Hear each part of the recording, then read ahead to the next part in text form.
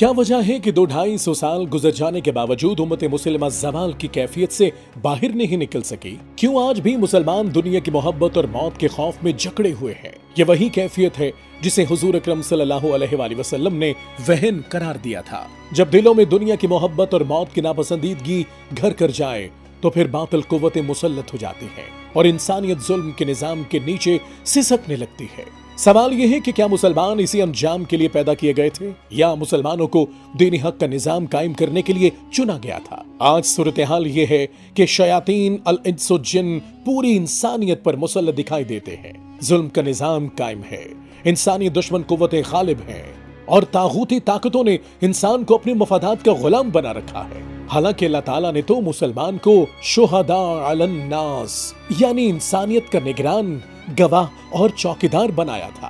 آج کا مسلمان خود خوف اور کمزوری کا شکار ہے۔ جو قوم خود بزدلی کا شکار ہو وہ انسانیت کی حفاظت کیسے کرے گی؟ اگر چوکیدار ہی دنیا کے لالچ میں آ جائے اور موت کے خوف سے پیچھے ہٹ جائے تو چور و ڈاکو کو کھلی چھوٹ مل جاتی ہے۔ یہی حال آج امت کا ہے کہ ہم نے دینی حق کے نظام کو پس پش ڈال کر دنیاوی مفادات کو ترجیح دے دی ہے۔ رسول اکرم صلی اللہ علیہ وآلہ وسلم سے پوچھا گیا کہ قیامت کب آئے گی؟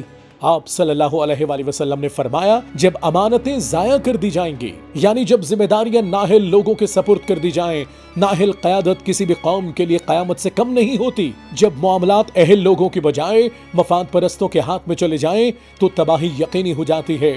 ہم سب کو اپنے گریبان میں جھانکنا ہوگا۔ ایک ڈاکٹر، ایک انجینئر، ایک سیاستدان، ایک ماہر معیشت، ایک تاجر اور ایک عام شہری، کیا سب اپنی ذمہ داریاں دیانتداری سے ادا کر رہے ہیں؟ اگر ہر فرد اپنی ذاتی ذمہ داری پوری نہیں کر رہا تو قرآن کے مطابق وہ ظالم اللہ نفس ہی ہے، یعنی خود اپنے اوپر ظلم کرنے والا۔ اور جو خود اپنے ساتھ انصاف نہیں کرتا وہ معاشرے کے ساتھ انصاف کیسے کرے گا؟ اسی طرح اجتماعی ذمہ داری کے خلاف ورزی کو قرآن نے نہایت سخت الفاظ میں بیان کیا ہے۔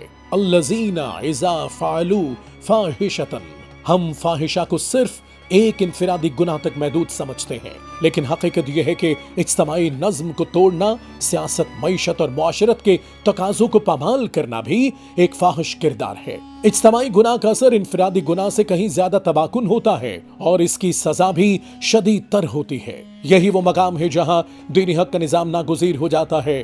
ایک ایسا نظام جو عدل پر قائم ہو، جو اہلیت کو معیار بنائے، جو امانت کو اصل اصول قرار دے اور جو ہر فرد کو اس کی ذمہ داری کا احساس دلائے۔ جب تک ہم انفرادی اصلاح کے ساتھ اجتماعی نظام کی اصلاح کی طرف نہیں آئیں گے تب تک زوال کا یہ چکر ختم نہیں ہوگا۔ ابھی بھی وقت ہے کہ امت مسلمہ دنیا کی محبت اور موت کے خوف سے نکل کر دینی حق کے نظام کی طرف لوٹے، کیونکہ مسلمانوں کو دوبارہ انسانیت کا نگران بننا ہے، ظلم کے خلاف کھڑا ہونا ہے اور اپنے اپنے دائرہ کار میں امانت و دیانت کا علم بلند کرنا ہے، کیونکہ تبدیلی نعروں سے نہیں آتی، کردار سے آتی ہے۔ جب فرد بدلے گا تو معاشرہ بدلے گا اور جب معاشرہ بدلے گا تو دین حق کا نظام غالب آئے گا۔